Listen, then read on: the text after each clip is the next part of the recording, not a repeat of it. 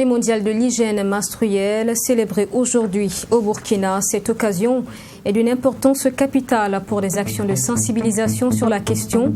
Les images de séances en milieu scolaire initiées par Suplamar dans ce journal. Le ministère de la Défense a tenu hier son premier conseil d'administration du secteur ministériel de 2021. Au menu des échanges évidemment, bilan des actions et perspectives à dégager, le point dans ce journal. Et puis, crise au sein de l'éducatif, l'association des élèves scolaires AESO se démarque des violences qui ont été constatées lors des manifestations contre les réformes. L'AESO a rencontré la presse, exige la libération des élèves arrêtés lors des mouvements. Bonjour à tous, je suis ravie de vous retrouver dans ce journal. En marge de la Journée mondiale de l'hygiène menstruelle célébrée aujourd'hui 28 mai, l'association Supprimons la marge de Suplamar a engagé des actions de sensibilisation au profit des élèves de la ville de Ouagadougou. Changeons les règles d'école. C'est en quelque sorte le mot d'ordre de la démarche matérialisée hier jeudi à Ouagadougou. Les détails dans cet élément signé Fatima Tanikema et Baraki Sarabdo. Pour moi, c'est comment m'entretenir dans cette période-là. Cette période, c'est celle menstruelle. Ici, Agiratou Sakandé, élève en classe de 3e, est présente ce 27 mai à cette journée de sensibilisation. C'est pour trouver des réponses à ses préoccupations. Organisée par l'association Suplamar, Supprimons la marge, cette journée a pour objectif de briser les tabous en lien avec la menstruation en milieu scolaire, en échangeant directement avec les élèves sans distinction de sexe. Les activités du jour ont donc tourné autour des termes « Changeons les règles à l'école ». Aujourd'hui, nous aurons des séances de sensibilisation, des entretiens avec des professionnels de santé. Pour ce faire, on a même l'OMS avec nous aujourd'hui. Et on aura aussi des séances de quiz qui vont permettre aux élèves de remporter des protections hygiéniques réutilisables. Donc on a les capes menstruelles, les culottes menstruelles qu'ils pourront utiliser pendant 10 ans facilement. Pour l'atteinte des résultats escomptés, Suplamar a pu compter sur le soutien de la structure menstruelle. Elle a mis à la disposition des élèves des kits d'hygiène utilisables pendant la période menstruelle. Déjà, on aimerait permettre, vu à l'issue de cette activité, permettre aux élèves d'en savoir plus sur leur corps et aussi de connaître toutes les protections d'hygiène menstruelle qu'il y a sur le marché. Parce que généralement, la plupart des élèves ne savent pas qu'est-ce que je peux utiliser pour me protéger pendant les menstrues. Donc ce serait bien de les présenter tous les produits qui existent sur le marché au Burkina et quitte à tout un chacun maintenant de se procurer la protection qui lui convient. La Journée mondiale de l'hygiène menstruelle, instaurée en 2014, est commémorée chaque 28 mai dans le monde. Selon des études de 2019, elles sont plus de 500 millions de jeunes femmes dans le monde qui vivent dans la précarité menstruelle. Et il se trouve que la raison principale de cette précarité est le manque de moyens financiers pour se procurer de serviettes hygiéniques convenables. Le ministère burkinabé de la Défense nationale et des anciens combattants a tenu hier son premier conseil d'administration du secteur ministériel de l'année 2021. Compte tenu de la rencontre, présentation et validation du projet de statut général du personnel des forces armées nationales et examen du bilan des activités du comité ministériel de lutte contre le sida. Maxime Julbambara pour en parler. Le ministère de la Défense nationale et des anciens combattants engagés pour une meilleure gestion des carrières, mais aussi pour la protection des forces armées nationales. Le département du Chérif Si a inscrit à l'ordre du jour de son premier conseil d'administration du secteur ministériel de l'année 2021 la présentation et la validation du projet de statut général des personnels des forces armées nationales. Statut dont la relecture permettra de reconsidérer certains aspects de la vie des forces armées nationales et prendre en compte les changements imposés par le terrorisme. Nous n'étions pas en conflit. Aujourd'hui, nous avons des blessés. Il faut bien les prendre en charge, ce qui est normal, ce qui se fait de façon normale, sans problème. Mais quand ils sont invalidés, il faut que l'on puisse, non seulement, après les avoir soignés, il faut les réinsérer dans le processus du travail. Donc, chose que nous faisons, mais en réalité, comme beaucoup d'autres, sans avoir des textes de base qui nous permettent de le faire. Aujourd'hui, nous avons des camarades, nous avons des frères, des sœurs qui tombent au champ d'honneur. Nous prenons en charge leurs ayants droit. Et tout cela, il faut que nous l'insérions dans ce statut. En plus de la prise en compte des disparus et de l'amélioration de la prise en charge des blessés, il est également question, à travers la relecture de ce statut, de conformer à la loi certaines décisions de l'autorité militaire prises à l'encontre des membres des forces armées nationales et pour lesquelles le juge administratif demande leur annulation. La société évolue, les forces armées évoluent, il y a des questions de discipline à prendre en compte, il y a des aspects judiciaires qui ne sont pas celles de l'année 90, etc., qu'il faut prendre. Bref, il faut qu'aujourd'hui, la légitimité des actes posés par les forces armées nationales soit en conformité avec la légalité. Donc c'est à cet exercice que nous allons nous atteler et après nous le soumettrons à notre chef qui est le chef suprême des armées et qui décidera de la suite à y donner s'il faut poursuivre la démarche jusqu'au niveau de l'Assemblée nationale. À cette rencontre, le bilan des activités du comité ministériel de lutte contre le sida sera également présenté aux participants. La pandémie du sida demeure un problème de santé publique et l'examen du bilan des activités de ce comité permettra, selon le ministre en charge de la Défense nationale, d'apprécier les résultats engrangés et de dégager des perspectives pour atteindre l'objectif de zéro contamination au sein des troupes.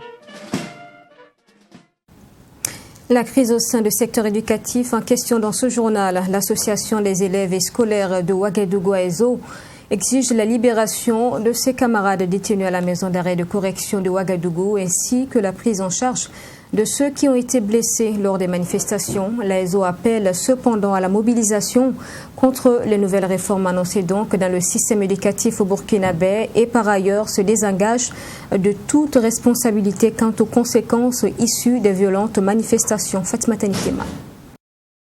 Après l'annonce lors du Conseil des ministres du 24 mai de la fermeture du lycée Philippe Zenda Kaboré jusqu'à nouvel ordre, l'association des élèves et scolaires de Ouagadougou-Aézo monte au créneau. Selon les membres de cette structure, c'est une mesure de trop qui vient s'ajouter aux 2 décès, aux nombreux blessés et à l'arrestation de plusieurs élèves. Au regard de ce qui précède, nous n'avons d'autre choix que de nous mobiliser davantage et de façon organisée pour apporter une réponse crédible à la hauteur de cette forfaiture que le pouvoir MPP et alliés tentent de nous imposer. L'AESO appelle les élèves de la ville de Ouagadougou et environnants et les autres régions de faire preuve de courage, de sacrifice et à se mobiliser davantage au sein de leurs organisations pour refuser ces réformes anti-élèves, quelles que soient leurs années d'application. En plus du maintien de la lutte contre ces réformes du système éducatif, Madi Ouedraogo et ses camarades exigent du gouvernement le respect de leur plateforme revendicative. L'AESO exige l'annulation pure et simple du décret portant sur les réformes de l'examen du baccalauréat, le maintien des 2 sujets au choix en histoire, géographie et en SVT, la libération immédiate et sans condition de tous les élèves détenus à la MACO et dans les autres lieux de détention. La prise en charge complète des blessés par le gouvernement. L'arrêt immédiat de la répression sous toutes ses formes sur les élèves en lutte. L'arrêt immédiat des poursuites policières et des arrestations. La réouverture immédiate du lycée Philippe Zenda Kaboré. Le respect des franchises scolaires. Quant à la question des dégâts enregistrés au sein du lycée Philippe Zenda Kaboré, l'AESO dit ne pas reconnaître les faits. Selon elle, c'est une des conséquences de la répression des forces de l'ordre. Et nous aussi, on a constaté les dégâts, comme vous l'avez constaté. Et on ne peut pas, à notre niveau, dire quelque chose de grand, parce que nous aussi, on l'a constaté ainsi.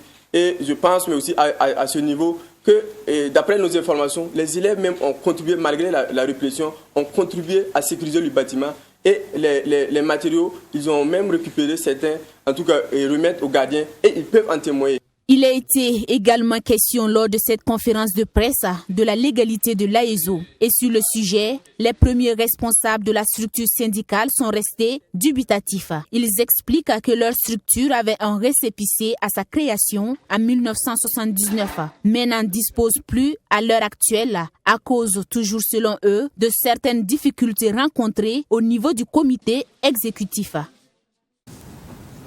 Atelier de validation ce jeudi de l'étude prospective sur l'éducation et la formation. Les participants à cette rencontre ont proposé des actions dans le but de guider celles présentes et de réaliser des ambitions de développement des 10 secteurs au Burkina. Plus de précisions avec Mamed Ganakamabou et Abaka Mamad. L'étude prospective sur l'éducation et la formation a été lancée en 2017. Elle a pour objectif principal de servir de ligne directrice afin de construire des bases solides sur lesquelles reposera le système éducatif du Burkina Faso durant les 30 prochaines années. Les participants à cet atelier ont donné leur point de vue et apporté des amendements sur les conclusions de cette étude. C'est une base sur laquelle toutes les réformes en fait doivent s'appuyer.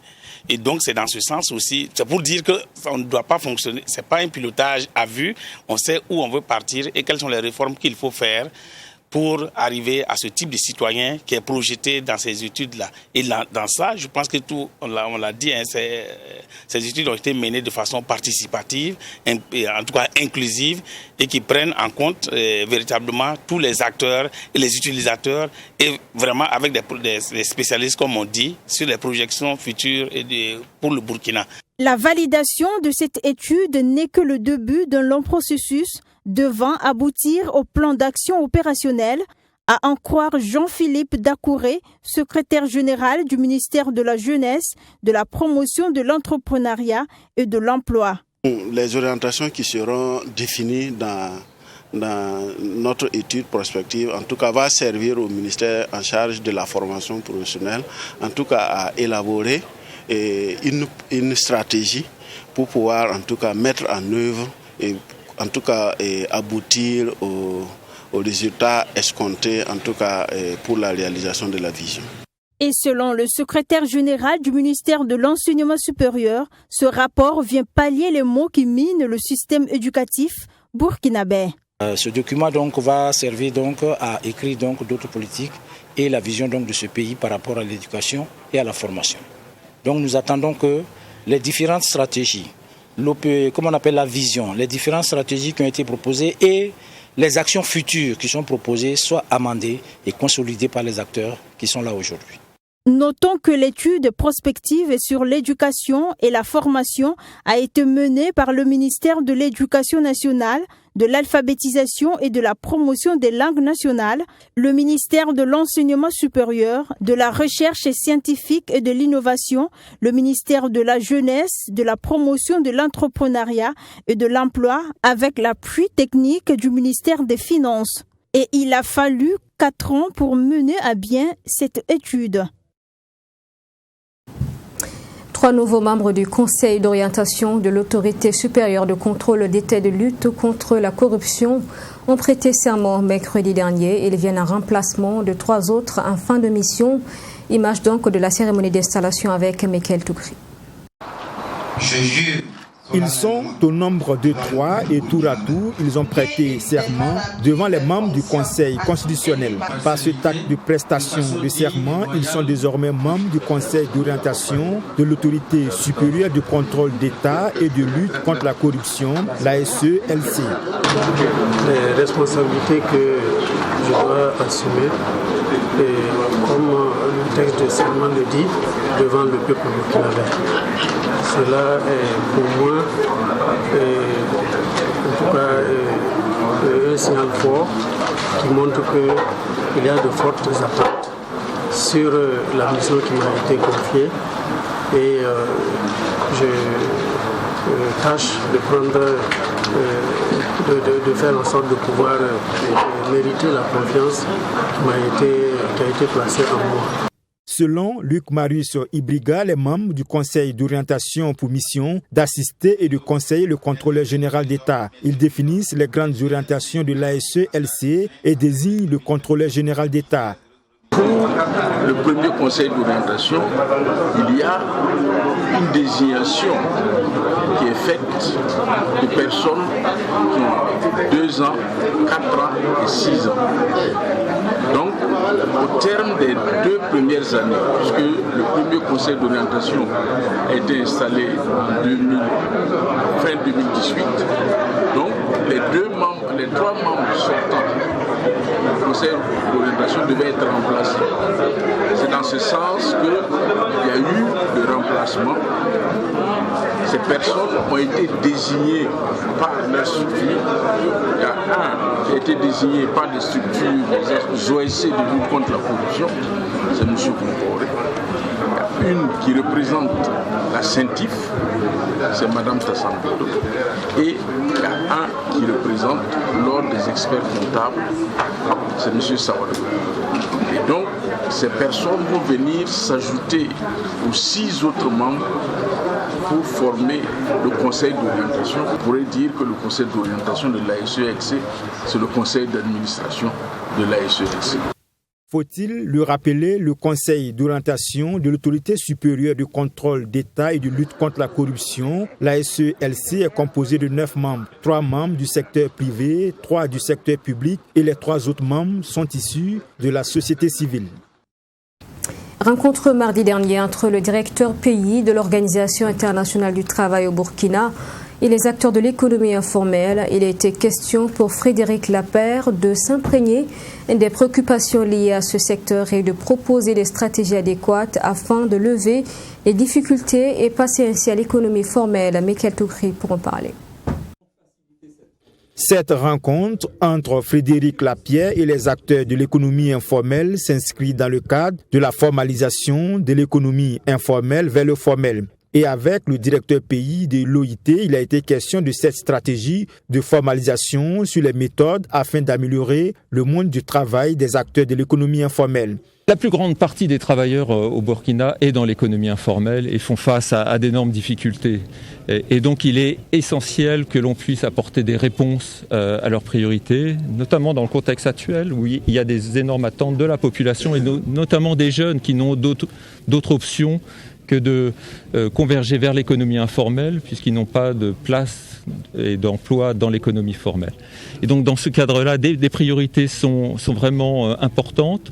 La première, c'est la question de l'organisation des acteurs de l'économie informelle, et notamment le président du Conseil national de l'économie informelle joue un rôle fondamental dans la structuration de ces acteurs, avec l'appui aussi des organisations de travailleurs et d'employeurs. Ça, c'est une première chose. La deuxième chose, c'est vraiment la question de la protection sociale. Il est essentiel d'étendre la couverture de protection sociale, et notamment l'assurance maladie, aux acteurs de l'économie informelle. Du côté des acteurs de l'économie informelle du Burkina Faso, ils se disent honorés de cette visite. Pour ces derniers, il faut une meilleure structuration de l'économie informelle et cela passe obligatoirement par des politiques intégrées d'accélération de l'économie informelle vers le formel. Nous réservons la plus grande marge de travailleurs qui évoluent dans nos zones urbaines. Donc nous sommes vraiment honorés de cette visite de la plus haute autorité au niveau international pour notre zone.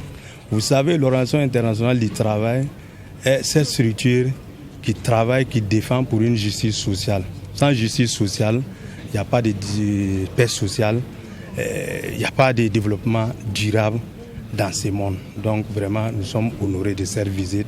Nous ne pouvons que compter sur eux par rapport à l'élaboration de notre stratégie de développement du secteur informel dans sa phase de transition vers le formel.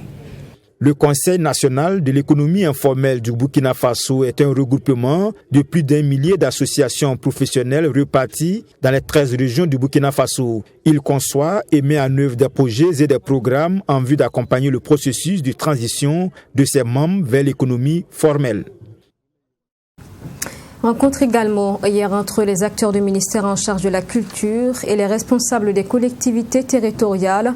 Ils étaient réunis à la mairie centrale de Ouagadougou. On réfléchit sur la prise en charge des matières transférées dans le domaine du tourisme, compte rendu avec Sanata Serré. Malgré les nombreuses initiatives entreprises par l'État burkinabé pour promouvoir le tourisme interne, le niveau de développement de ce secteur reste en deçà des attentes. Les ressources humaines et financières dans le domaine du tourisme et de la culture ont été transférées aux collectivités territoriales afin de les associer au processus de promotion. D'où la tenue de cette rencontre du ministère de la Culture, des Arts et du Tourisme avec les collectivités territoriales sur la prise en charge des matières transférées. C'est le lieu ici de mener des réflexions conjointes pour développer davantage le tourisme interne au Burkina Faso. Et nous devons repenser notre tourisme. Et c'est pour ça donc que nous avons tenu à nous associer avec les collectivités pour qu'ensemble nous puissions dégager des pistes qui puissent nous permettre de développer au moins le tourisme interne si déjà le tourisme externe, c'est-à-dire donc international, est un peu bloqué par la question sanitaire et sécuritaire. Et cela donc veut dire qu'il faut que nous travaillions en étroite collaboration avec les collectivités parce que dans chaque arrondissement, nous avons quelque chose d'attractif, nous avons des hôtels, nous avons des sites qui peuvent permettre en tout cas à chacun donc à son niveau de développer et de faire en tout cas une publicité qui puisse amener les gens effectivement à venir soit dans son arrondissement, à visiter tel ou tel site, tel ou tel monument. Pour le président des associations des régions, Éric Temtoré, cette collaboration entre le ministère de la Culture, des Arts et du Tourisme et les collectivités territoriales se veut un partenariat gagnant-gagnant. Il a par ailleurs salué la tenue de cette rencontre qui va leur permettre de faire des propositions pertinentes en matière de promotion du tourisme. Elle est la bienvenue parce que vous n'êtes pas sans savoir que depuis un moment, les collectivités, régions comme communes à travers leurs différentes fêtières ont toujours fait ce lobbying-là à ce que les transferts des ressources financières soient faits au niveau des collectivités pour que nous assumions nos prérogatives quant à la décentralisation. Nous allons gagner parce que ça va nous engranger des ressources, des revenus. Mais je crois que de l'autre côté, au niveau du ministère, ça va permettre à ce qu'il y ait une visibilité puisque nous sommes les plus proches de ces sites-là. Voilà, imaginez-vous le ministère qui va quitter Ouaga pour aller gérer. C'est vrai qu'il y a les directions régionales ou provinciales, mais je crois que les collectivités sont les mieux à pouvoir gérer quotidiennement ces sites-là. Donc je crois que ce sera en tout cas un partage gagnant-gagnant. La présente rencontre a réuni les maires des communes et départements, les conseillers régionaux et les techniciens du ministère de la Culture, des Arts et du Tourisme. Et la ministre Élise Thiombiano de les inviter à faire des suggestions appropriées afin de pallier les obstacles qui minent le secteur touristique burkinabé. Et puis en Côte d'Ivoire, 3e édition du tournoi de la fraternité à Samo. Initiative de l'Association pour la fraternité ivoiro-burkinabé et le développement de la diaspora qui a été effective ce dimanche. Le sous-préfet de la localité et le directeur de cabinet du ministère en charge du commerce au burkinabé ont pris part donc à cette activité. Yamba Cabré, notre correspondant, donc revient sur cette activité. Le tournoi de la fraternité ivoiro-burkinabé à l'actif du ministre Harouna Kaboré a repris son envol ce week-end à Samo, sous-préfecture de Bonoua, pour sa 3e édition après avoir marqué un arrêt l'année dernière pour cause de la Covid-19. Il fallait que nous relancions en tout cas ce tournoi qui a souffert du Covid-19 et nous n'avons pas pu tenir la 3e édition en 2020. Et Dieu merci, Dieu faisant, nous sommes à Samo pour le lancement de la 3e édition. Chez nous, il y a un proverbe qui dit « l'œil regarde là où il ne veut pas, mais le pied ne déplace jamais aller là où il ne veut pas ». Donc c'est une marque de considération, nous sommes fiers, nous disons merci aux organisateurs. Le football comme prétexte pour promouvoir des valeurs humaines telles la cohésion sociale et l'intégration selon les participants.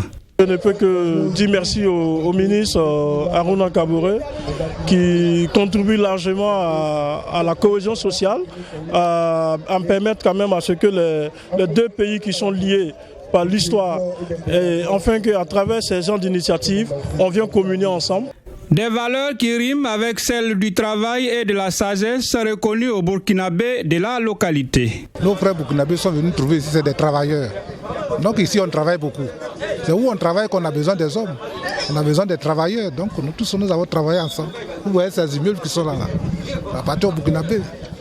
Donc, sur cela, il y a l'attente. Mais un peuple qui ne travaille pas, il ne peut pas s'entendre. Le climat est excellent. Voyez-vous, nous venons d'une certaine turbulence politique et il y a eu quelques affrontements à Bounois, mais Samo s'est illustré de façon exemplaire. À aucun moment, il ne m'a été signalé des provocations ou des heurts entre les différentes communautés vivant ici. Et cela est à l'honneur du peuple burkinabé qui a su se comporter de façon sage. Le représentant du parrain s'est satisfait de l'opportunité de l'initiative et du choix de la ville de Samo pour la relance. Les 2 premières éditions ont donné raison à son initiateur qu'effectivement la jeunesse avait besoin de prouver qu'elle vit en parfaite intelligence. Je parle de la jeunesse burkinabé, la jeunesse ivoirienne. Et aujourd'hui, le choix a été porté sur Samo, qui est une localité qui traduit parfaitement ce vivre ensemble entre les communautés. Le tournoi qui se poursuit dans 16 villes de la Côte d'Ivoire a enregistré la victoire de l'équipe de Samo sur celle de Marcory en match d'ouverture par le score de 2-1. La finale est prévue en juillet. Et voilà pour ce 13h. Merci de l'avoir suivi. Je vous souhaite une excellente suite à notre compagnie. Je vous retrouve demain à 13h également.